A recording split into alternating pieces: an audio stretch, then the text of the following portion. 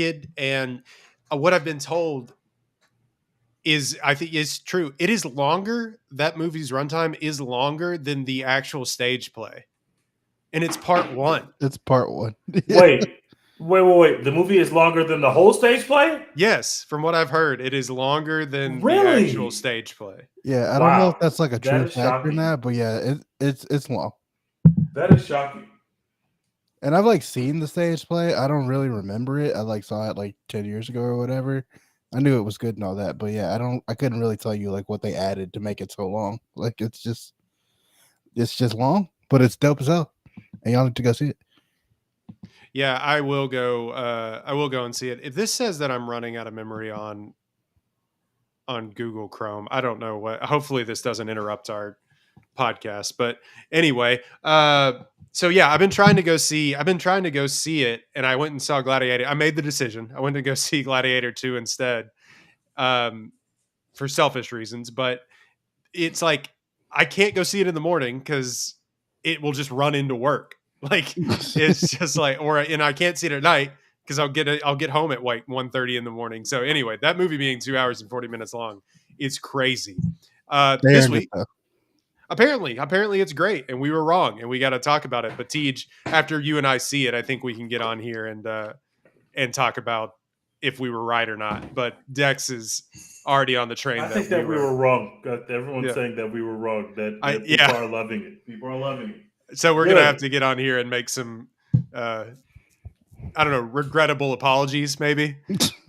I don't But regret it at all. I want it to be wrong. I can't wait to have a great time.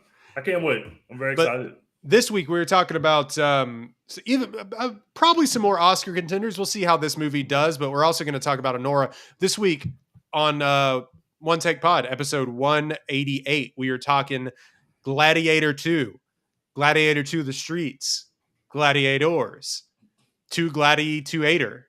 That one doesn't work. Son of Gladiator. Son of Gladiator. Rise of the Gladiator. No, so yeah, we were talking about Gladiator 2, the follow-up from obviously Gladiator, 24 years in the making after the original Gladiator, which won Best Picture, Best Actor, a number of Oscars, I believe won 5 Oscars. And this is a rated R movie, if you hadn't known. 2 hours, 28 minutes long. It is a 7.0 on IMDb right now. After his home is conquered by the tyrannical emperors who now lead Rome, Lucius is forced to enter the Colosseum and must look to his past to find strength to return the glory of Rome to its people. Directed by Ridley Scott, believe written by David Scarpa, Peter Craig, David Franzoni. I believe David Scarpa wrote the first iteration of this as well. Stars apparently every like young person in Hollywood and Denzel Washington. Stars Paul Mescal, Denzel Washington, Connie Nielsen returns, Pedro Pascal is here, Joseph Quinn, Fred Heckinger is here, and a number of other character actors that you may know. Derek Jacobi actually returns from the first movie, which was weird to see him. He's like 86 years old. Or Jacoby is probably how you pronounce his name. But this is doing okay with critics, 71% on Rotten Tomatoes, 84% from audiences, echoing its predecessor while upping the blood sport in camp. Gladiator 2 is an action extravaganza that derives much of its strength and honor from Denzel Washington's scene-stealing performance. And I believe that is actually the most accurate representation that Rotten Tomatoes has ever given. It has a 64 Metascore, which if you go back and you look at the first Gladiator, it actually doesn't have as high review marks as would believe. I believe the first Gladiator has a 67 Metascore. And let me see if I can find the first Rotten Tomatoes. Now, people started giving out these reviews on Rotten Tomatoes as like, a retrospective of Gladiator. Did it really hold up or whatever? But let's see, 80% on Rotten Tomatoes, 87% audience score on both of those feel low. Yeah, I agree with that. It's interesting, especially because of how big a crowd pleaser one the first one is, but even how big of a crowd pleaser this movie is. I think like the because like we've always said on Rotten Tomatoes, it's a broken system, but the bar is, did you enjoy this movie? And so basically 30% of critics got on that website and said, "No, we didn't Yeah, they're enjoy wrong. Gladiator 2." That's just feels insane to me. Like how I guess there's like a couple of like obvious reasons you wouldn't enjoy this movie. Like if you felt attacked by all of the conservative like the conservative people in this being bad and but other than that, like what are we But that's not talking even really that Fucking blatant in this movie. snowflakes. It's not Conclave. You know what I mean? Like it's not. I don't know. It's not even that. Like it is inherently political. And Dex, your theme continues of I don't know if I'm never going to see a movie that's not about the election. Kind of continues here, but it's not that overt, really, and it's not slapping you in the face in between sword fights. But yeah, it a little bit about that, but I not. think because I saw this movie literally like the Thursday after the election was on Tuesday, it felt more overt than it probably is. But That's fair. Yeah, but it is interesting to go back and look at it. And obviously, Gladiator, like I said, won Best Picture. It won Russell Crowe an Oscar. It won 3 other Oscars besides that. Ridley Scott was nominated for director. Joaquin Phoenix was nominated for director or for acting. Sorry, and it made what, a bajillion gillion dollars. Like how much money did it made like $465 million worldwide on a rated R movie. And this one's doing okay business, like 220 million on a $250 million budget. Ridley Scott's biggest opening weekend overseas ever, which is crazy. So this is going to do good business. The fact this is $250 million is nuts. But like, all that to say, the first Gladiator, people like to think about it in this retrospective because it made Best Picture. And like we were saying, it wasn't like highly regarded. And in fact, I think at the time it was kind of a controversial Best Picture winner at the time because people are like, really? People This, don't like fun and perfect yeah, storytelling. this movie, but then again, you look back on it now, and it's like one of the most beloved movies of the 21st century, so on and so forth. But it is interesting the parallels that we have there. But all that to be said, I've gone on and on. Dex, you saw it first.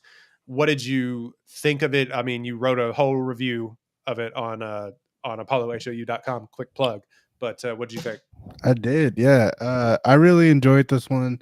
Like I said, I saw this the Thursday night of election week, so I had lost all faith in humanity and my fellow Americans and the American dream. And then so Paul Mescal getting on the IMAX screen and talking about the dream of Rome and how we have to fight for it and all this shit. While Denzel Washington is just being the coolest dude you've ever seen in your life. I was like, yeah, this is what I needed. Faith in humanity lightly restored. I thought, to give some background here, I'm not the biggest Gladiator 1 guy. I've only seen it one time. I watched it for this podcast whenever that was, like 2021 or whatever. Go back and listen to the archives, folks. Yeah, dig in there. But yeah, that was the first and only time I've ever seen the original Gladiator, which I liked. I thought it was good, but I like just don't have the same reverence for it that a lot of people have. I found out this week. People talk about it like it's one of the greatest movies of all time, which, like, I mean, I guess I can see how you would get there. I'm just not there. So yeah, It came out. Can I preface this? It came out at the exact right time for people, maybe a little bit like Tej's age, right? Tej, like, correct me if I'm wrong. Like, it came out at the exact right time for dudes, and everybody was like, "Hell yeah!" It was a hell yeah, brother. And and it won Best Picture off the back of that. And people have since and it's just played on TNT every week. So yeah, it has this weird staying power that I don't think a lot of other movies or Oscar contenders from then did. It rides that line perfectly between like a baby's first cinema and a hell yeah, brother, which we don't get a lot of. But yeah, I didn't have the same reference for that movie going in as some other people do, so I wasn't sitting like, how can they possibly live up to the original in all of its glory? But yeah, I thought Paul Mescal, when he first got announced, I was like, the dude from After Sun, the dude from All of Us Strangers, he's gonna be the Gladiator. That's crazy. But I was bought in once they like showed him in the first battle scene, and his wife getting offed in front of him and all that other shit. I was like, oh, this guy's got a little juice. And he didn't disappoint me throughout the rest of the movie. I thought he was like, he had the right look. He sounded cool enough for me. He was whooping ass in the battle scenes, which are awesome. I love how they kind of raise the stakes of the battle scenes without making the movie feel overly ridiculous or like it doesn't need to exist. Obviously, like the shark shit makes absolutely no sense, but it's cool. So I'm willing to let him cook. He's fighting monkey dogs and shit. I'm like, yeah, this is awesome. This is great. And then, like everyone who has seen this movie is saying, Denzel Washington is him. He's the greatest of all time. I won't accept any other debates or arguments. He's the coolest to ever do it. Every time he's on screen, even if he's not really doing anything, he can just sit there and kind of like adjust his rings or like pick up his robe or whatever the fuck else. He just looks cool as shit the whole time that he's doing it. And then when he's actually talking to people, he's dropping bars all on people's heads. Like the dude who he like basically gambled out of house and home is like every interaction they have is hilarious because of Incredible Denzel. bit. One of the best bits of the movie. It's I own your house. Yeah. Like it's just awesome. So I really enjoyed this one, and then I thought like you said, the political messaging isn't like super overt necessarily. It's not conclave or anything like that, but I think it's there, and I watched it at just the right time for it to like just rub me the right way. So I really enjoyed this one. I give it an A. I highly recommend people go see it. I Whether it's better or worse than the original, like I said, I'm not really in position to answer. I've only seen the original once, but I do think it's worth watching and it justified its existence, which is more than you can say for some other sequels this year, like Joker. So Right, and it's in right. Oh my god, and it's in. Speaking of Joaquin Phoenix, nary a mention in this movie for good reason. I mean, he died in the first one, but spoiler for Gladiator. Yeah. So did other people who appeared in this film. Right. No, we should mention, and if you didn't know, like obviously this is in a long line of legacy sequels that have come out recently, and I said I think it was Lights Camera Podcast that said on their Instagram that Beetlejuice was the legacy sequel Mendoza line, and it is basically if you're better than Beetlejuice, you're a pretty good legacy sequel. If you're worse, you're a really bad legacy sequel. And we've I seen still haven't seen Beetlejuice. that is really surprising, but like we've seen how people have got this wrong and how people have done this well, and we can talk about how much this has in common, if not the almost exact same plotting as the first one. But they kind of did a Force Awakens, a Top Gun Maverick, like they towed that line. And we kind of seen, if you're pretty good at doing that thing, it makes for a good legacy sequel. And like you said, justifying its existence is really what these things really need to aim to do. As teasers watching Alabama highlights against Oklahoma, lowlights rather. But Tej, you hold the first one in the highest regard. I believe you called it on our last podcast we did. I need to go back and listen to it. But the best sports movie of all time, you compared Maximus to Michael Jordan. What did you think of Paul Mescal as Marcus Jordan? Like, what do you think? I liked Mescal. I know some people have I've definitely heard of people not liking him. I'm not in that boat. I thought he did a pretty good job. Denzel did a great job. I thought the whole cast was pretty good. I really liked the twins. There's some cool shit in this movie, man. The opening naval scene is pretty cool, but I have a lot of gripes. Well, not a lot. My one real gripe is that this is the most predictable script you've ever seen. In the first 5 minutes, I was watching with Mo. I looked over to Mo. I was like, oh, so his wife's definitely dead in this battle. Oh, she's like a warrior too? Yeah, she's fucking dead. She's out of here. Like, we're killing her immediately. And of course, she died literally seconds later. Like, I feel like through this whole script is very predictable. Y'all might not remember this because y'all have not seen this film as much as me, but it's never confirmed whether the Lucius character is the son of Maximus, but it's pretty heavily implied. I think one of the many cool things about the first story is that they put that out there, but they don't ever quite confirm it. They don't ever go all the way, which I think is a cool decision. So it was very clear to anyone who's seen the movie more than once that this was going to be the plot of the movie. He was going to end up being the son of Maximus. That was very clear from the beginning. But even the way that we got there was like so.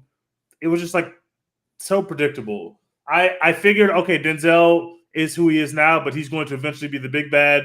That just made sense to me. I knew we were going to get the twins the fuck out of here because they were idiots, even though they were very entertaining. I really enjoyed them on screen. I just thought the whole script was so predictable. And even though I had a good time, and even though I really liked the sequences, I like the monkey dogs, I like the sharks. I just like the performances. I just like to see Pedro on screen. I don't understand why the mom is both like still a political figure, but also like could not keep her son, who nobody knew was the actual son of Maximus. Like people, they didn't think he was the son of Maximus, but people thought he was the son of her previous husband. But I don't understand how she could just stay in town and not be dead, but then she had to send her kid away. I think it makes much more sense if you have them both flee and then they get separated and then she makes her way back before he does. But I would disagree with what Dex said. I don't think it justified his own existence other than a pretty good time at the movies. I gave it a B. There was nothing really special about it other than the performances. And I just love Ridley, man. Even when he's making something that's not the most fun, I just really enjoy his work. The final scene just kind of doesn't work for me at all, though. Like it just we had everybody out there on the field for a big Ridley battle, and then that battle just like doesn't happen. I was very disappointed by that. I thought it was fine. I had a good time. It's not something I'm going to go back and revisit a lot. But props to Denzel and give Denzel all the jobs because he's fucking great. He's just having so much fun on set. And I thought Mescal was fine. I enjoyed his work. I did not think that he was mind blowing, but I also didn't think that he was in some way bad or disrespectful to the original. I don't agree with those takes. I thought he was fine. I gave it a solid B. Hey, can y'all still hear me? Yeah. Yeah. Okay.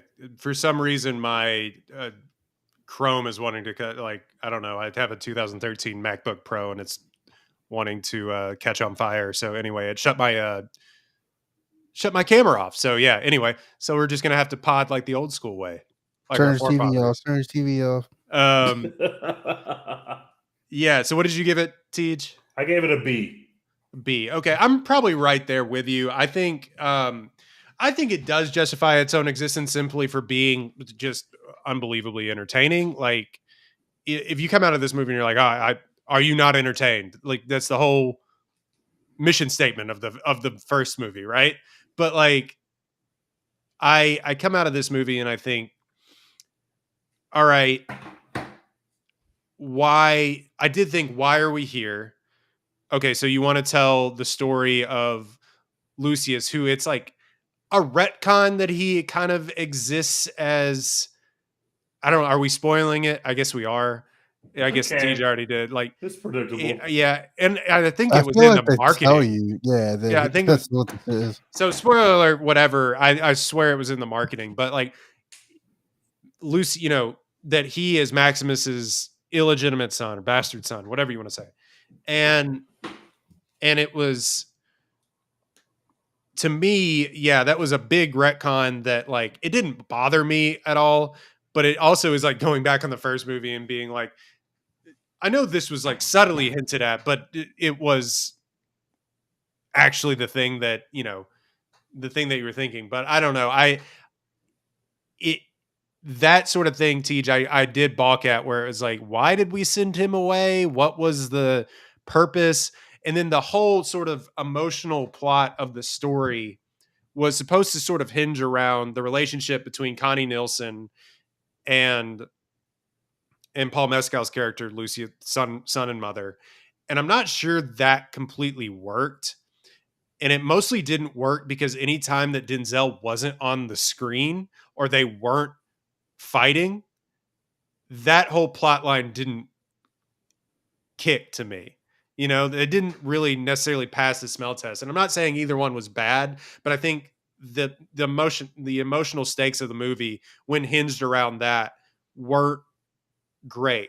Now everything else in the stew makes up for it enough that I'm like, yeah, this rules. And I had a really fun time with it. But I think what I got swept up in, and it's not really the movie's fault, it's just how powerful Denzel is, in that you kind of are focused on wanting to see what that character does, but he's the supporting actor. He's going to be nominated for Best Supporting Actor. It's just going to happen. But when you want to base your movie around the story of this Lucius character, but everything that Denzel is doing is just washing them off of the screen, you're kind of like, oh no. Especially when Denzel takes that heel turn, because his character is essentially from the first movie the Proximo character, but in that movie Proximo comes out and he has sort of this redemption arc, this redemption moment, and he is, justified in whatever he does at the very end, and he sort of sacrifices himself, yada yada yada. And so he has this redemption moment. Denzel comes in, and I thought was the best writing of the movie. He has this heel turn that maybe you saw or didn't see. I, for one, was like, oh, I didn't see that coming. And I think it was mostly because we just root for Denzel to win, no matter what he's in. Like, if he's a bad guy or what. And he really hasn't played this bad of a bad guy in a long time. And so you're kind of rooting for Denzel to get away with it. But you're not supposed to, really, like, because he's such a, like, I don't know, evil genius, whatever you want to call it. I mean, you are and you aren't, because, like, I mean, the whole former slave thing. It's like, how are you going to be mad at that? Like, No, I know I'm not. But his whole bit is that you're supposed to but they want you to root for Lucius. They want you to root for Paul Mescal's character, and you still can. But he has such this evil heel turn of, like, taking over the Senate and this Machiavellian way of doing it. And then, like, I don't feel bad that the emperors died or whatever, that he killed one of them and chopped his head off. Like, again, spoilers for this movie, but, like, none of that bothered me. But he is clearly the bad guy, quote unquote, the heel in this movie. And it hinges on you wanting to root for Denzel, even though he makes this sort of, like, drastic Machiavellian turn. So yeah, the give and take of that, I get what you're saying, but I'm also just kind of like hinging it on the emotional weight of Paul Mescal and his mother. I felt shoehorned in. It's like they almost needed to give the movie a different emotional center, or have his Mescal's character motivations a little bit more clear to me than just, now I want to return Rome, back to the Senate, or I want to be emperor now, or like what like, I was rooting for Denzel the whole time, so but I didn't feel bad about that. I didn't even think twice about rooting for Denzel the whole time. And it's not like I was rooting against our protagonist. I was kind of rooting for both of them, and then I knew that that was going to be his ops, and I was like, oh shit. I guess they can't be together. They're gonna have to be opposed to each other. And I was like, that's fine. I'm for that. I just wish that Denzel and his army would have fought Paul Mescal and his army, as opposed to having a one-on-one duel with a 75-year-old man. Like, that's not, like, I knew who was gonna win because Denzel Washington is 75 years old. Like, how is he gonna win? Like, that to me felt like the first movie doesn't work if the way that the movie ends is that he has a fight with Russell Crowe, which is exactly what happens. But they poison Russell Crowe, they poison Maximus, so that now this fight has better stakes. It's not a squash match. Him and Denzel was a squash match. I didn't need a squash match in the movie. That didn't make sense to me. That made no sense to me at all. At least have him be highly damaged so that we could see something fun. But Mescal was basically, like, healthy and not hurt. So then I was like, okay, well, we all know who's going to win this fight because Denzel Washington is 70 years old. What am I watching? I didn't like that. He's been fighting all damn day. You knew it was going to win the fight because you've seen a movie before it. Like, well, that's true. But I would have liked to be like, damn, this is a great matchup. I couldn't feel that. This is fucking Jake Paul, Mike Tyson out here, bro. That shit wasn't real hoops. I can't respect him for killing Denzel Washington. Denzel was giving him the beats for a minute. And He had no chance. And they never. We have been watching Mescal fight all the series. We saw Denzel fight for the first time 10 minutes before the final fight scene. Like, we never seen Denzel fight. He's just smarter than everybody else. And now he's fighting hand-to-hand combat. I hated All his that. life he had to fight, Teach. I hated that. Even though I like Denzel getting the last bars, I would have liked Denzel getting bars off while the army was killing people. That's way more fun to me than watching Denzel get. He's not even the fucking equalizer. Like, he doesn't have a gun. Like, he's not gonna win this fight, bros. I just didn't. I didn't like that. They should have given him. They should have given him a bazooka. They should have given that watching that gun. Then that's a matchup I want to see. This is the fucking Gladiator versus the Equalizer. I will say he did more fighting in that last scene of that movie than he did in the last Equalizer movie. Yeah, bro. That's probably true. I think Denzel just loves being in sword fights. Like, he got this little tragedy of Macbeth back real quick. You know what I'm saying? Like, he loves like sword combat in movies. He wants more of that. Get the guns out of here. Respect the game. I will say, Tej, I thought they were going to square off with they were going to have one more big battle at the end, because the first scene, while huge and epic, is like mostly CGI boats coming into a set piece that they filmed somewhere, in London. Yeah. And it doesn't equal, I think, to the opening set piece of what Gladiator was, where it looked, real and huge, and it looked like they were actually setting people on fire and stuff. And I thought, oh, maybe they have a big sword and sandals battle here at the very end and kind of turn this thing on its head. That's what I thought too. I thought the same thing. Then like the other Gladiator movie, where it does end sort of low scale. He kills the emperor, but it does end sort of one-on-one, and everybody's like, oh shit. And it's more intimate that way. I thought the way to turn this on its head is like have one more big battle, but it's almost like they ran out of money at the end. Yeah. They were just like, shit, we're over budget. You literally see two armies marching towards battle, and then they all just do chants and say dudes rock and watch one person's hand get cut off, and then they all go home. And I was like, that's not a Ridley Scott movie. Like, Napoleon is not like that at any point. Now, the stuff where they're not battling in Napoleon really stinks. Way better than what he did here. Really stinks. But like, you're not gonna. I just didn't understand the Ridley Scott buildup for nothing. Ridley Scott doesn't give you the buildup without spending the money.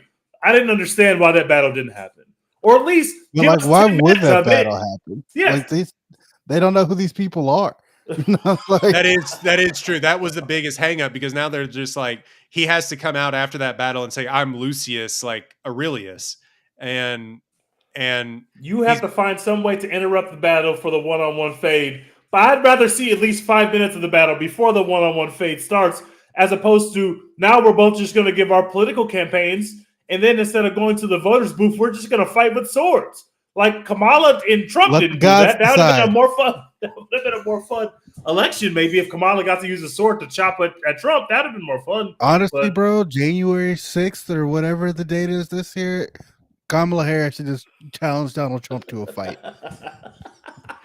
Just challenge him to a fight. She would win, right? Trump's doughy, man. Honestly, this is a better matchup than Paul Tyson. Like, it could legitimately go either way. There's arguments on both sides. Send out your challenger, and it's just Matt Gaetz, and everybody's like, oh, no, thanks. I'm not touching that guy. I'm sorry.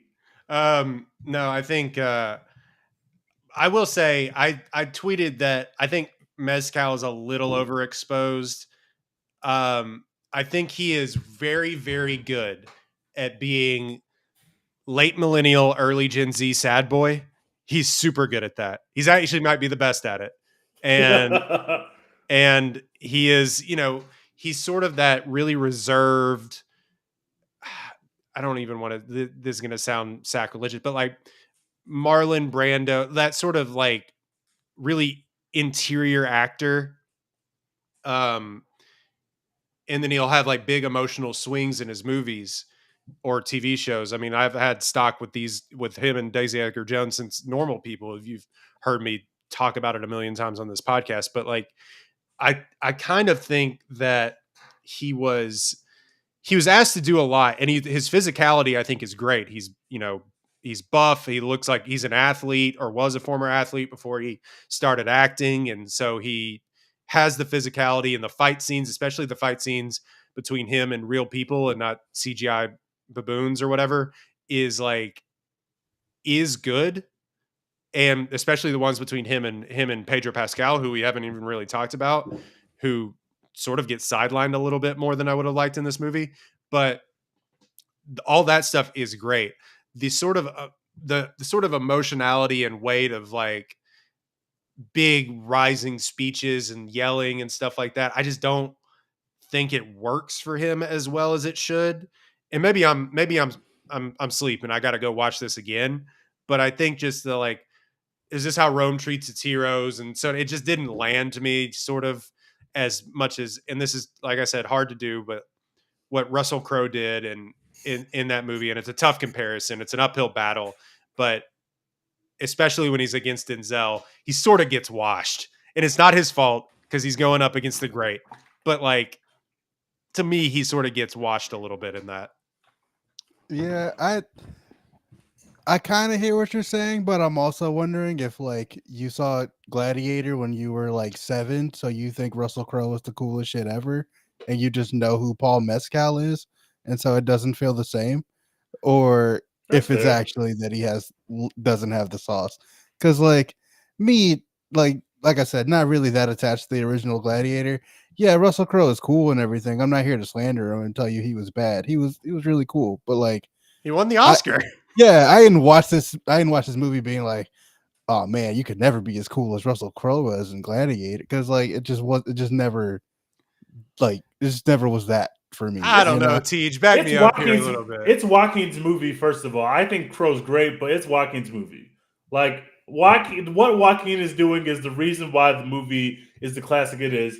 And as much as Denzel does a phenomenal job, there's not enough around him to make this movie nearly as compelling as that first movie. Because I think Crow and Joaquin both have to bring it. I thought Denzel and Paul brought it. I thought they were fine. I thought Denzel was phenomenal. I just didn't think that they had the same script writing. This movie is beat for beat the first movie. Like beat for beat, it's literally the same.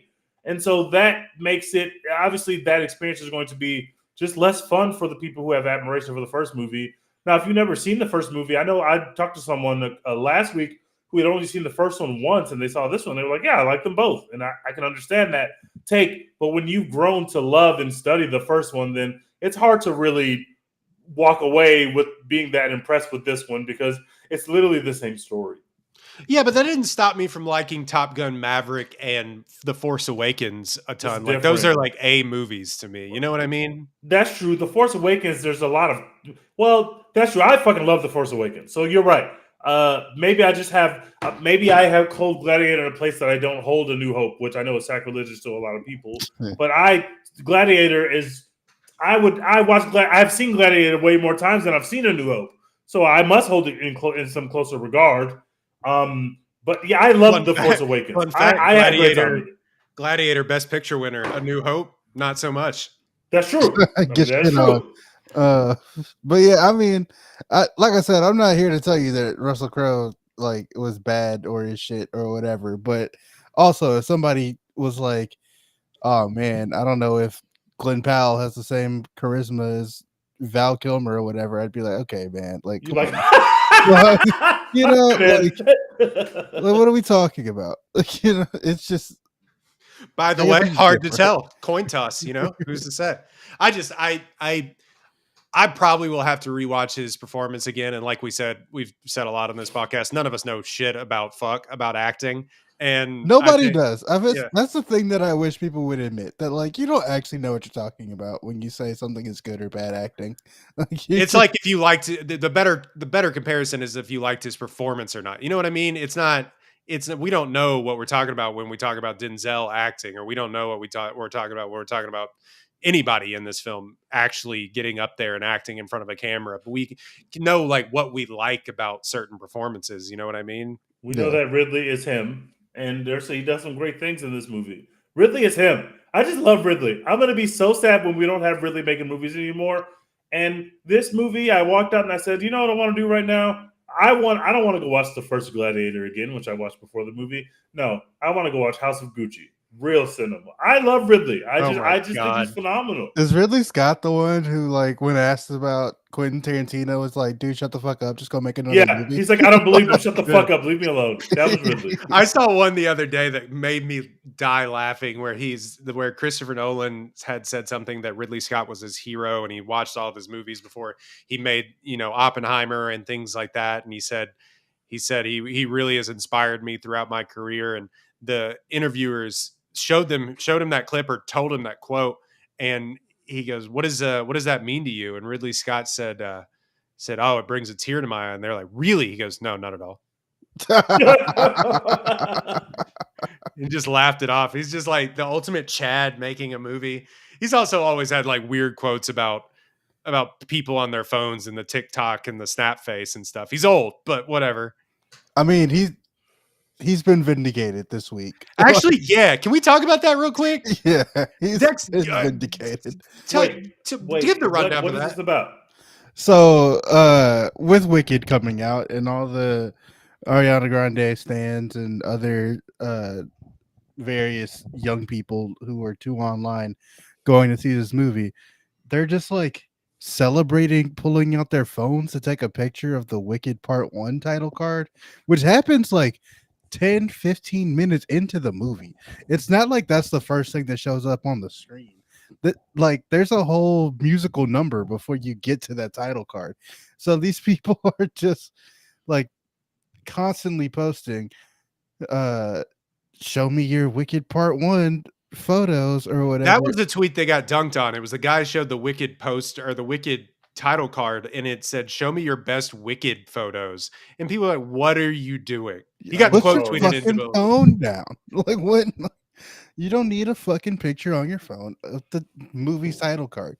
There will be other stills of the title card.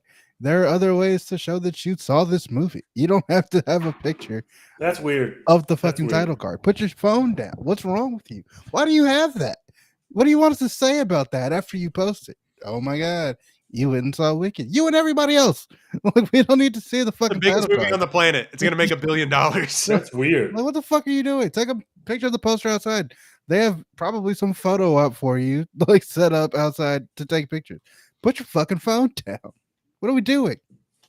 But that also is like you've really seen a rise of people just straight up, and not even just like stuff you find on bootleg sites, because people are going to record movies like in Russia and put them on those websites like with a camcorder, but like this is like people just will now, oh, when this happened, I really jumped out of my seat, and it's a shaky phone camera, video of like long legs, and you're just like, why are we recording this in the theater? And people are basically just now, like, we lost this battle. Do y'all know how y'all sound like the old man yelling at the cloud? All the Gen Alphas, they're all listening to you, and they're like, "These guys are so fucking old." No, we're right about this. We're right. This is. I don't care. We're fucking right. It's not me. It's the kids who are wrong. It is. Put your fucking phone down. What the fuck are you doing?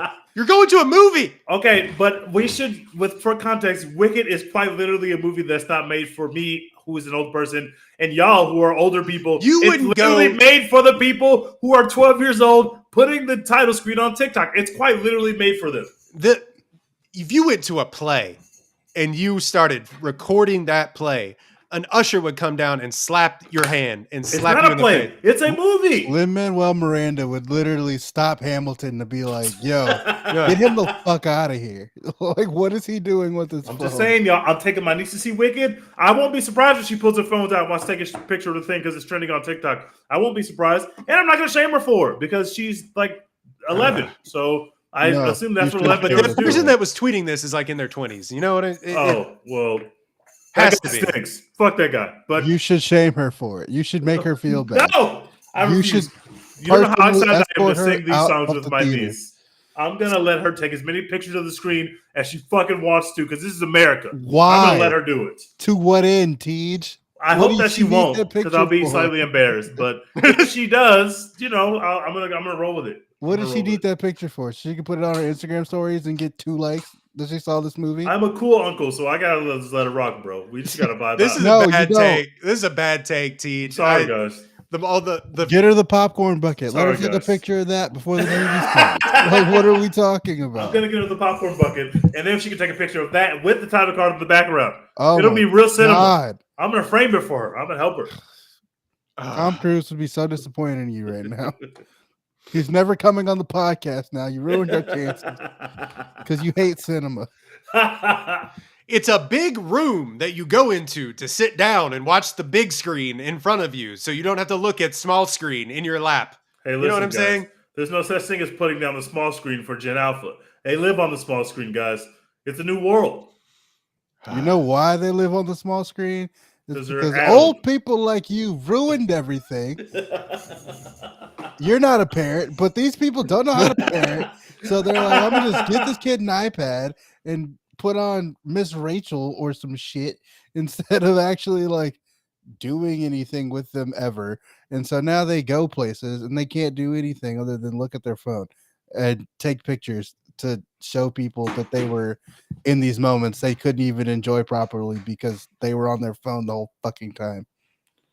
I'm gonna start doing this at like Kevin Costner movies, something so like old as that. You know what I mean? Just the whole audience filled with boomers.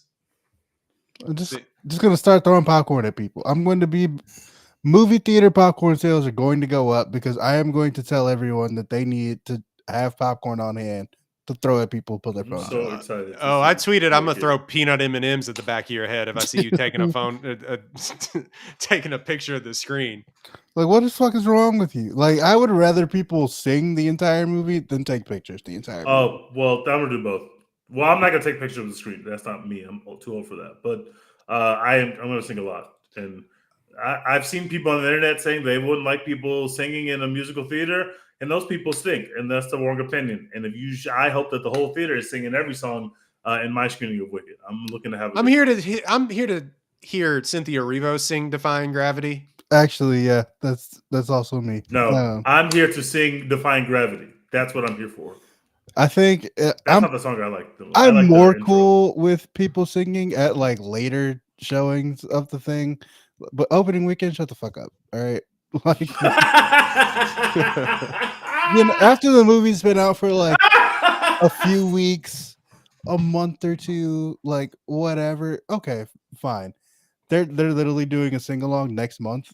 Like they're just re-releasing it as a sing along, so y'all can all do that, which is great. But like, yeah, opening weekend, shut the fuck up, Doc. We're here because we want to hear Ariana Grande and Cynthia Erivo. Like, Gladiator II. Yeah, that movie. Send us your Gladiator II title card pictures. Yeah, exactly. Oh, I can't believe this fight scene. They just ruin it for everybody. What's leading for the Best Picture nomination right now? Anora, which we're going to talk about a little bit because you watched it. Is Anora in the lead? It was. Oh my God, that's so crazy. According to some people. It's one of those things where Gold Derby will tell you different things depending on whose predictions you like. Best Picture, Anora is 7-1 right now. That's insane. I really liked Anora. I really, really liked it. I think I would probably have challengers equal to it, and I would probably have Dune 2 equal to it. So I'm not in any way saying that I wouldn't be mad at Anora winning Best Picture. I think it's phenomenal. I really enjoyed it. That movie is batshit insane, but in the best way. And I never thought you could have a movie dropping F-bombs and having kidnappings and have it be so heartfelt. I just thought it was fucking phenomenal. And thank God Neon gave me something, because the last two Neon films I've seen were pieces of shit. And I'm very happy that we got this film. And I really what were they? They were Long Legs, which is the first 30 minutes is the greatest shit you've ever seen. And then I hated everything after that because that shit is not serious cinema. And then the one with the trans woman from Hunter Schafer, the Hunter Schafer movie, Cuckoo. That shit is a piece of shit. It's a complete garbage. So though I was not happy about those two experiences, but I did tap in for Nora, which I loved. And also apparently Neon's putting out a scary movie made by Soderbergh. Soderbergh's making a scary movie. Oh yeah, I saw that. It's all like one What take the or fuck? whatever. When did Soderbergh start making scary movies? He just does shit. He's just doing whatever. He's making movies on iPhones and whatever he wants to do. Right now on Gold Derby, Anora is going off at 7-1 as number 1. Number 2 is The Brutalist. 3 is Conclave. Is 4 The is Brutalist a real movie that actually exists? you can't convince me. Okay, because as long as Dex hasn't seen it, then it doesn't exist. So Dune Part 2 is number 5. Amelia Perez is number 4. Wicked is coming in at 6. Excuse me, what is number 4? Amelia Perez. Is that a movie that exists? Not here yet. I think is that a Netflixer? I think it is. Might be, but so it's not gonna win. That's what you're telling me. Okay, got it. Sing Sing at number 7. A Real Pain at 8. Nickel Boys at 9, and Gladiator 2 is at 10. Did you just say Nickel Boy? Yeah. What the fuck is Nickel Boy? I think it might be Denzel's other son. I think it might be his directorial debut. Oh, Nickel Boys. Okay, yeah. Oh, Nickel Boys. Wait, I feel like I've heard of this. Wait, what did you think I said? Nickel Boy, like the name of a superhero or something. Yeah, I don't know. Like for whatever reason, the way you were saying it just felt like a movie I hadn't heard of. But I've heard of Nickel Boys. Yeah. It is. What? No, I thought one was Gladiator's not going to be. I know it's still time, and if it's number 10, then something's going to bump it off. But Gladiator 2 is not a Best Picture kind of movie. No disrespect to anybody who really enjoyed it. I really enjoyed it. It's not a fucking Best Picture nominee. Let's get serious. It has a lot going for it, though. It's going to make a lot of money. I don't think it'll have a lot of repeat business, but it will make a lot of money. Has Denzel backing it. It'll have Ridley Scott, one of our greatest living filmmakers. He's old. It'll have that going for it. But I don't want to see that shit anywhere near Best Picture if people are not going to want to vote for Dune. And I never thought that I would become a Dune defender, but I guess I've been cast in this position. And Dune 2 fucking rocks. I might have forgot about it, but I will never forget what it felt like in that movie theater when he was riding that wave. I will never forget. Never. I'm still kind of like it'd be a wild turn of events if Dune 2 didn't win Best Picture after Dune won basically everything else. And Dune Part 2 is like better than Dune Part 1 in every way. If the Academy after like 2 years or whatever was just like, I don't care anymore. I'm good. I feel like they're gonna have to re-release it because I think the problem is that it's been a pretty good movie year. A lot of people have kind of shit on it, but it'll be a really good movie year by the time the year runs out. It's been a strong year. Yeah, it's not an all-time or anything, but it's been right. Has. Yeah. That's another reason why I don't think Gladiator 2 belongs there. No disrespect. It's been a very strong movie year. We've got some fucking bangers out there, and we haven't even reached like Oscar. Well, I guess we have reached the season. Like this is when the bangers are coming. So like The Brutalist will, if we're supposed to see it, we'll see it soon. Something Maria, whatever the fuck you just said, we're gonna see that. Like Nickel Boys, we're gonna see these films, and so it's a strong year. Yeah, I think what Dune has working against it. It came out a long time ago now, over the summer. And I gotta run that shit back. That shit is real cinema. Yeah, I think the problem that it's going to have is that unlike Oppenheimer, which also came out over the summer, it didn't make like that $1 billion. I mean, Oppenheimer was a sensation. It made nearly $1 billion, made like $900 million, and it was also a character-driven piece. It wasn't a big sci-fi Nolan epic like he's been known to do. It was this sort of character study docudrama biopic, which the Academy slobbers over. They love. But Dune 2 also has the thing working against it. They just announced that Dune 3 was coming out. So they may do the thing where they go, hey, what if we have Return of the King coming? Yeah, I can see that happening. I'm not predicting that Dune 2 will win Best Picture, but I will say like Chalamet having another Oscar nominee definitely helps Dune 2 to me. That is a good point, yeah. Like if he's out here doing a press tour for Complete Unknown or whatever the shit is called, and he's constantly asked about how great a year that he's had, he's going to be talking about Dune 2 being the best shit ever again, and we're right back in the money, baby. I have no idea. I mean, again, known hater of why am I forgetting his name? Bob Dylan. Bob Dylan. Thank you. Known hater of Bob Dylan on this podcast. I'm sure we'll get a lot of pushback. You don't want to hear my opinions about Bob Dylan. I think we've had them on this podcast. I will be there for that film. But I went from walking into Dune 2. I was like, I don't know about this Chalamet guy. I don't know if he has it. Walking out, I said, man, that guy just served a fucking sandworm. Give it the best picture. He convinced me in one film after I had already watched the precursor film, which was about 7 hours of mid. He delivered, bro. I'm sorry. Dune 2, I will not let you guys forget how amazing Dune 2 is. I will make sure when we start doing Oscar episodes, well, I always bring back the fact that it happened, we were there, and they can't make us, I will never make me hate you, Dune 2. I don't know if it's going to make me watch Dune Prophecy. I don't know if I'm that committed, but Dune 2, real cinema. And the people who have read Dune said Dune 3 is not going to be nearly as good. So we can't do Return of the King. And also, Return of the King isn't the best Lord of the Rings movie. I hate that we have to do that. Just give one movie the award. I don't care if there's 7 more of them coming. What did the one movie make you feel that you're awarding? Come on, bros. Dune 2 is real cinema. I don't want to hear that shit. But if you want to give it to Challengers, I'm fine with that too. Challengers is nowhere close. It's not even going to get nominated for Best Picture. That's fucking bullshit. Relax. I'm going to let you people forget what Challengers did. I'm not going to. It's going off at 18th right now on Gold Derby. Gold Derby is not my god. All right, I don't care. Golden Derby has lied. Golden Derby never told us the fucking wife, a movie that nobody knew even existed, was going to get a Best Picture nominee or whatever the fuck. Get Golden Derby the fuck out of here, okay? I'm not buying that.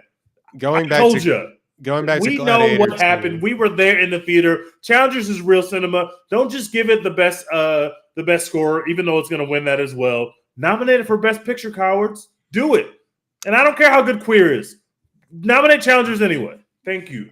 I will tell you this much. I will bet the limited amount of funds that I have in my bank account that it won't be nominated for Best Picture. This is bullshit. I won't let it die. Look, I love that movie as much as the next person.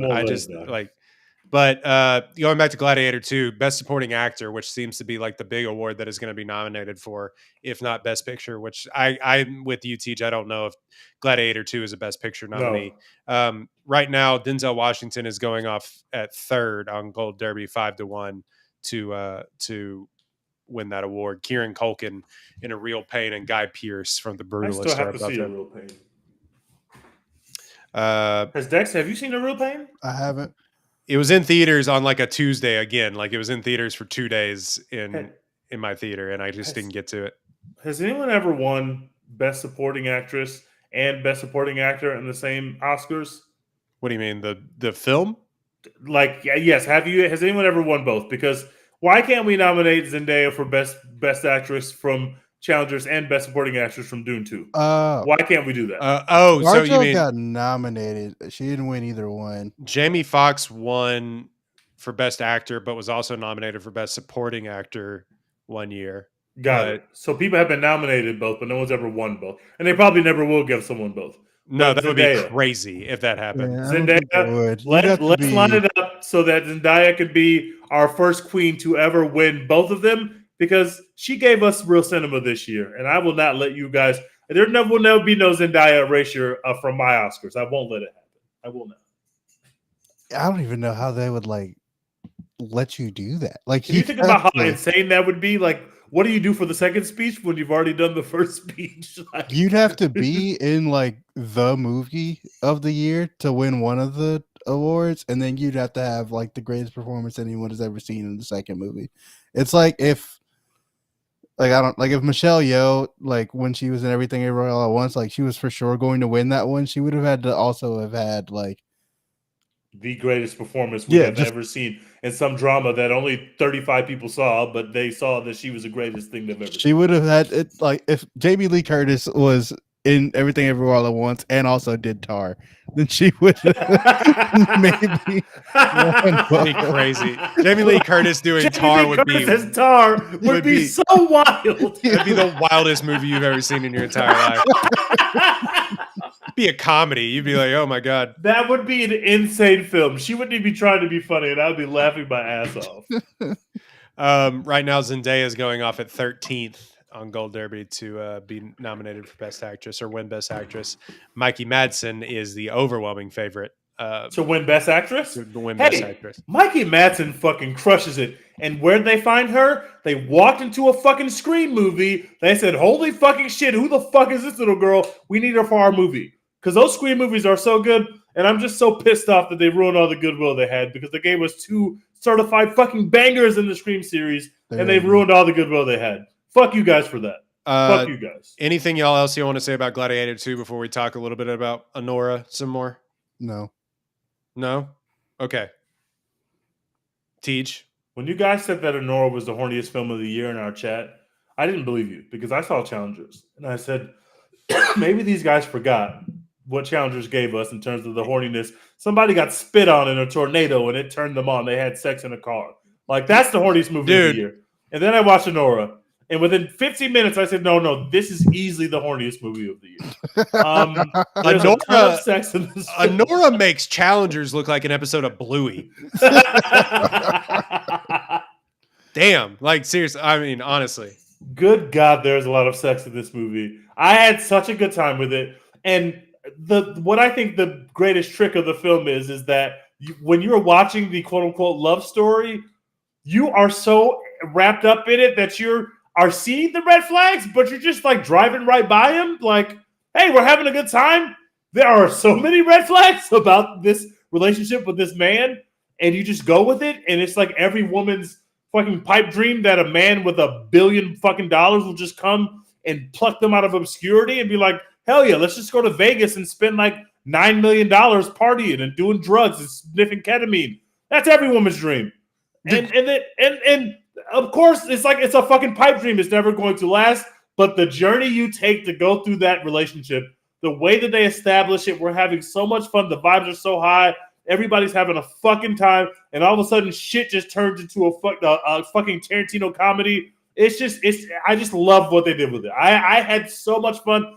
I had no idea that a movie like that could be that funny. I was in stitches for a lot of that middle part of the movie. I could not stop laughing. I thought it was so well written, so well acted. I was blown away by Nora. I incredibly just enjoyed it.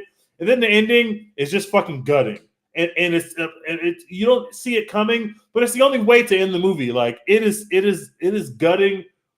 It gave us everything. I am very excited to see what Sean Baker makes next because I loved Anora and I love Mikey Madison. I already liked her from Scream, but this is something totally different. She is just out of this world good. I think the Russian guy is really good. All of the like mobby dudes, I guess they're the mob. All those guys are really funny. Their comedic timing is great. I am obsessed with Anora. I cannot wait to see it again. I gave it an A+. A+. I loved it. I fucking loved it. I couldn't get to A+, but I also really like the movie, and I keep thinking about it constantly, which I feel like is a great sign. Like you think about a movie, and you like remember more parts of it, and you're like, man, this shit was good. I didn't love the ending nearly as much as you did. I saw like I saw what happened coming because like they set it up pretty well throughout the movie. I thought like they set it up to where it makes sense and like they foreshadowed it and all that, but I didn't really understand like what they were trying to get at there with how that kind of plays out. But yeah, what you said about like the love story and like being wrapped up in it and all that, I loved it because like the entire time I was just thinking, she knows, right? Like we're all having fun. She's also having fun. She knows, and then you slowly realize, oh, she doesn't know. Like she doesn't get where this is about to end up. So that part of it made it really fucking fun for me. I'll definitely watch it again. But yeah, it's the horniest movie of the year, and watching it in the theater felt like what it must have felt like to watch porn in a movie theater back in the day. It's just like we're all just sitting here together watching the most sex you've ever seen on screen. Wow, guys, crazy weather we're having, huh? Yeah. We can talk about the ending. because I don't think we talked about it in our last podcast. Is Tej is getting burgled right now, but the Burgled. burgled. The so the ending comes in sort of it's a really kind of heartbreaking way. Is she ends up having sex with the guy that's kind of been helping her out. I forget what his name is in the film. Igor, yeah, he's really really good. He's great. I thought he was phenomenal. Yeah, and so Europe Birth, what was his name? He's also going off to like be nominated for best supporting actor. Who? Igor. Really? Yeah, Yura Borisov for Igor, and so the ending of the movie comes and basically he shows her some kindness. He's been this kind of like odd figure, really going to bat for her this entire time and standing up for her. But then she has sex with him in the car, and it's this really like aggressive, sort of off-putting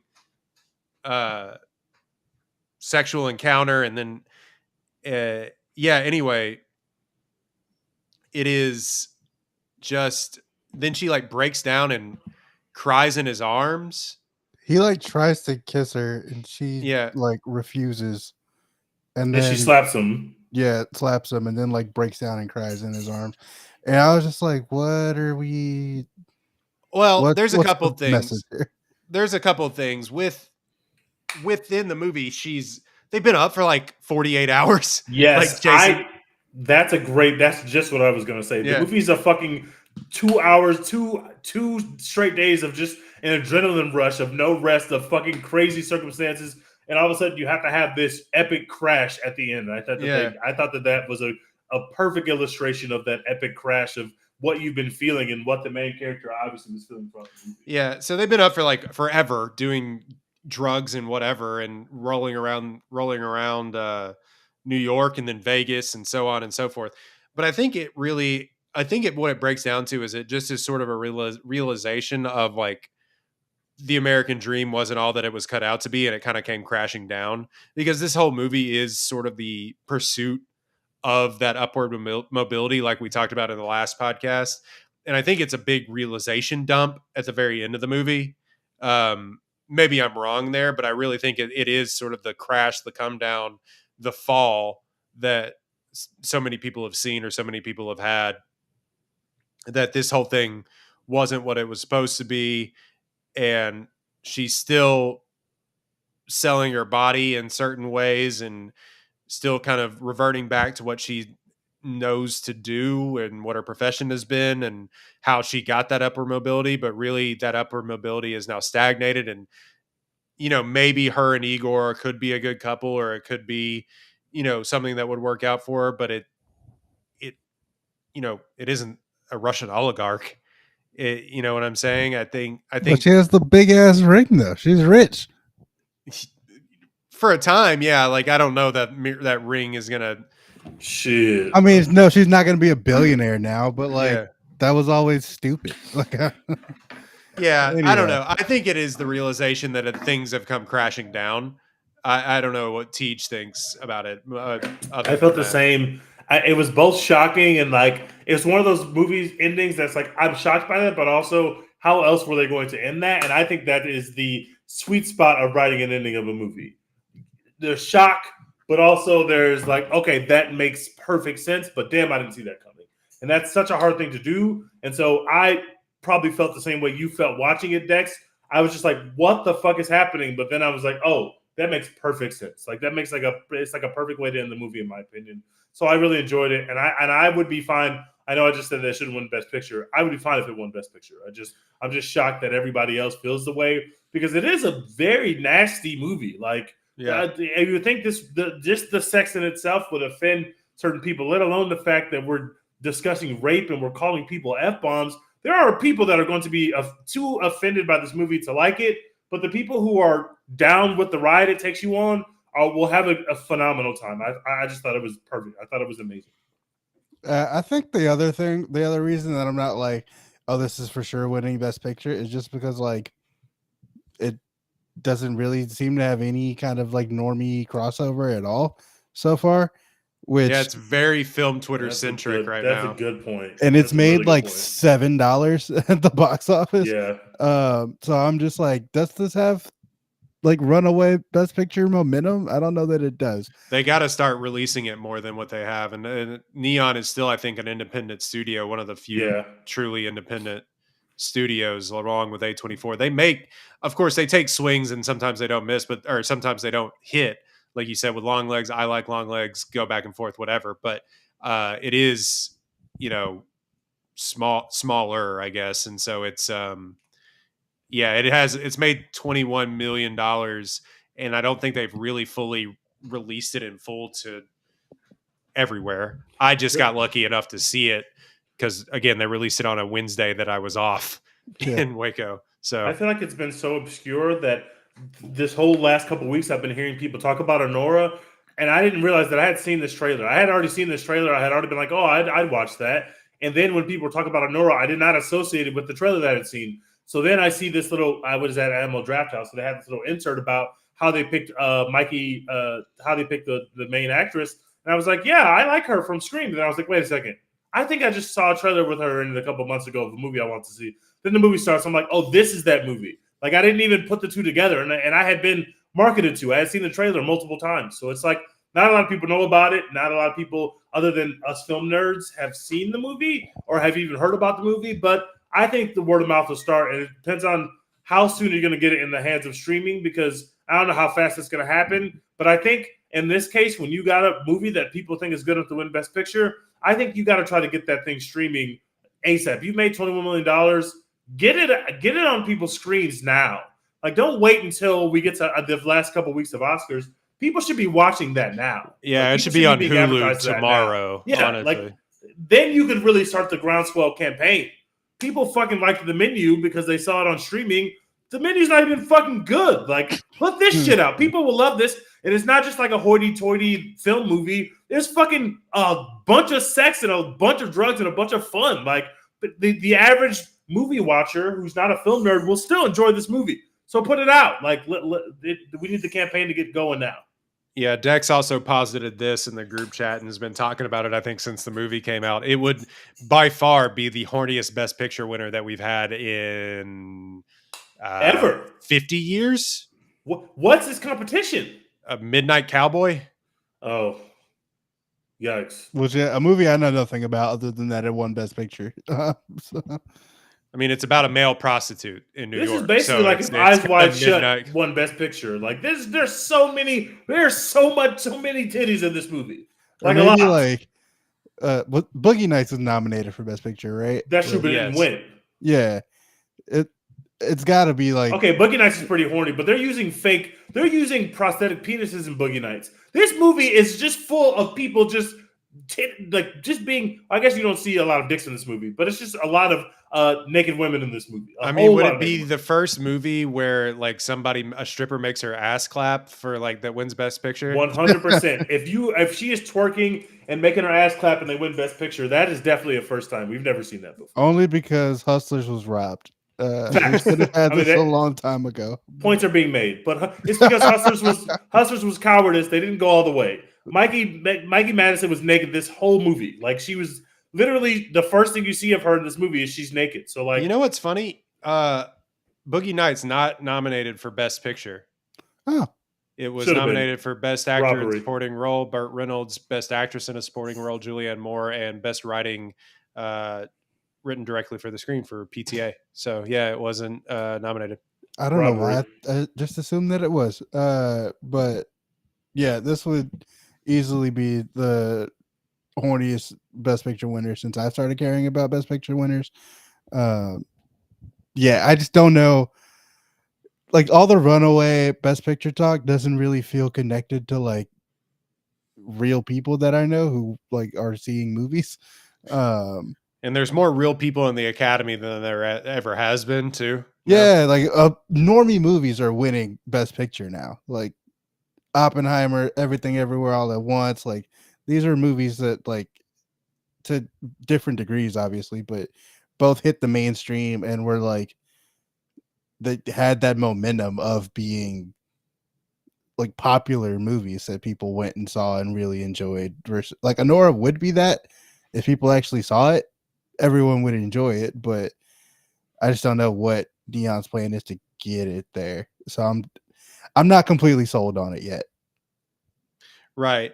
Tej dropped, so maybe we won't do what we're watching unless he comes back on. But I think Honora is super deserving. I think they'll have the sort of unknown fact, not unknown because Sean Baker is, renowned in film circles, but yeah, to normies, I think like Sean Baker will get out there, and then Mikey Madison, seems like she has the most charisma on the planet. Like she'll just get out there and like sell the movie, and I think it'll have some run. Now, will stuff winning below the line awards like these big features, say what you will about Gladiator 2, but I'm sure it'll be nominated for all these below the line awards, and Dune will like run away with all the below the line awards. Like, will it have any momentum? But we've kind of seen in Oscar years past, the below the line didn't matter for anything but like Oppenheimer, Mm. so will something like Dune 2 win all the below the line awards, and then this will win best screenplay, best director, and best actress, and then just win best picture. I don't know. Yeah, I'm also gonna keep an eye on Wicked, man. Something's happening with Wicked. Isn't it though? It's so crazy. Something this is different than some of these other like just pop culture big event movies. I feel like Arrivo and Grande might both get nominated. Obviously, like makeup, costume design, like uh, all that kind of shit. They'll probably get nominated for. It feels like something is happening here. People really love this movie. Yeah, it does seem like it. I mean, it's making a bajillion gillion dollars, and it hasn't even, I don't think, really gone overseas that much yet. Or has it? I don't think it has. Uh, I don't think it's everywhere overseas. I think it's in like some select markets overseas. Let me see. Wicked box office. Like it totally ran away with the box office. And that is to say that Gladiator 2 did really good numbers too, which is crazy. I think people are out at the movie theater this weekend. And dude, Moana 2 hasn't even happened yet. It's Oh only up yeah. from here. I think that's gonna kick some things in the teeth. I hate it had to be Gladiator 2, but I think it's just gonna just annihilate that red one, whatever that was. Yeah, Amazon will have that on streaming very soon. Very Yeah. shortly. Oh, yeah, I think it's just domestic. Where like right now, I'm looking at domestic weekend box office made $112 million. Like one of the best opening weekends for a musical I think ever. So yeah. Anyway, we will talk about Wicked in full. We're gonna see it over like with everybody else over the Thanksgiving holiday. Dex has already seen it. Again, I got on this podcast and I said I think everybody but us, me and Tej, have seen it, but especially because you can watch the full movie now on Twitter. One fucking screen grab at a time. Yeah, awful take by Tej. I don't know where he went. I guess he dropped. Oh, his internet went out. Tej doesn't have the internet. Mm-mm-mm. Unbelievable. They took it away from him for supporting that blasphemy. Yeah. Anyway, so Dex, what are you watching? You watching anything besides movies? Besides movies, not really, but I did rewatch Interstellar last night. Oh yeah, talk about it. Gotta tell you, I was wrong. That movie's actually good. Yes. I had been a hater since the first time I watched it, which was like 2020 or something like that. I thought it was wildly overrated and that it stunk, but I watched it again and now I actually liked it. It was very good. So I'd like to apologize to all the people who told me I was a hater. They were right, and I'm sorry. It's good. The haters were right. Shout out to the haters. The bookshelf shit still makes no sense, but watching it this time, I was willing to just kind of let it ride. I was just like more into the story they were trying to pull off than the first time I watched it. So yeah, Him being in the bookshelf, I'll just let it ride. That's okay. I'm in the bookshelf, Murph. Murph, don't let me Uh, leave, Murph. I'm in the bookshelf, Murph. I wish. I think I may have seen that in theaters, but if I didn't, I think I no. That's the reason, because it wasn't super high in my estimation, because I didn't initially catch it in theaters. I may have seen it on a re-release, but I think I watched it just like on a laptop or something, and I was like, "This is fine." I still think it's not up there with top tier Nolan, No. but it still is just a really good blockbuster movie, and it looks incredible. Yeah, it's cool as And shit. yeah, absolutely. I mean, it looks way better than half the blockbusters that they put out now, which is saying something. But that's just Christopher Nolan. That's just how his movies look. But no, I really enjoy that movie, and I think McConaughey got trapped into doing the same emotional stuff that he was doing for a while after Dallas Buyers Club, Mm. but it's still a really good McConaughey, really good Anne Hathaway, and just like really big actors are in that. Like Casey Affleck has like 2 lines in that movie, and like Shout out to Matt Damon. yeah, Matt Damon's pops up. A wild Matt Damon has appeared as usual. Matt No, but Damon will be in anything. he'll be in your movie. If he's just around and you're like, "Hey Matt, we need you to come on set for a day, be in this movie," he'll be like, "Yeah, fuck it." Yeah, absolutely. He said he was going to retire, and then Christopher Nolan has put him in 2 of his movies, and he just had to apologize to his wife. So yeah, we've been watching Shrinking, which is really great on Apple TV. Y'all should check that out. They're like 7 episodes are out right now. Again, Apple TV, really great shows that they don't promote. And yeah, so Shrinking is out. And then I rewatched Friday Night Lights for the first time in a long time, the movie. Oh, okay. It's 20 years old now, which is crazy to think about. And I got to say, I think it might be the best football movie. Ooh. I think it might be. And I kind of want to write something about it, but I'd have to see what I want to really write about it. But be on the lookout for that. So yeah, Billy Bob doing his thing. You know, when you say it might be the best football movie, I'm like, huh, that sounds like a hot take. But now I'm like sitting here trying to like think of better football movies, and there's not a lot coming to mind. It's like, I mean, people like, feel how they feel about The Blind Side, but like that movie is good. I don't care. Remember the Titans is inaccurate, and some of the football stuff isn't the best. But I still love Remember the Titans. I mean, people love Any Given Sunday. North Dallas 40 is like an older, football movie, which is basically about the Dallas Cowboys. It's a comedy. It's, it's good. I just think like pure football movie. I think it's Friday Night Lights, and I think it kind of ruined football movies after that because people are like, oh shit, I don't know if we can do this. Yeah, because I'm gonna have to rewatch that too. I haven't seen that in a good while. I feel like I've seen the show more recently than yeah. the movie. Well, it's mostly because I say that because it's mostly all the football stuff. Like I feel like they're really killing each other out there. So yeah. Anyway, so Shrinking, that a few other shows I believe that I turned on and then put down like normal. But anyway, we're going long. That has been a One Take podcast. I think we did enough on Gladiator 2. Go see it if you haven't seen it. You'll have a good time. Honestly, it's shorter than Wicked. So, oh yeah, which is saying something. So yeah, go watch Gladiator. Don't let it flop because our boy Ridley needs a win at the box office. Boy, does he. Yeah. So he needs a win at the box office and continue to let this 87-year-old continue to make movies because most of them are really fun. Anyway, go watch Gladiator 2. Go watch Wicked because we're going to be talking about that on our next episode.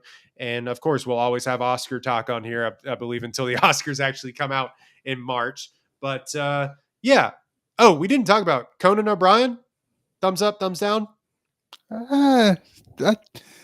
Thumbs up, I think. More up than down. Yeah, I love Conan. I'm interested to see what he does. But he'll be hosting the Oscars, so we'll talk about all that and much, much more.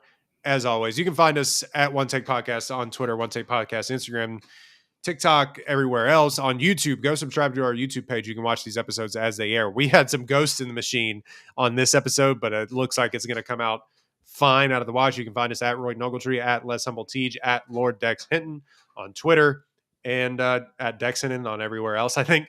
But yeah, go like, download, rate, review, and subscribe. And as always, Dex, what are we doing? Hashtag support Florence Pugh. We are so back. The Austria campaign hit a snag, but you know we'll be back on it next year. It's all right. Dune Messiah. Give her the Oscar for Dune Messiah.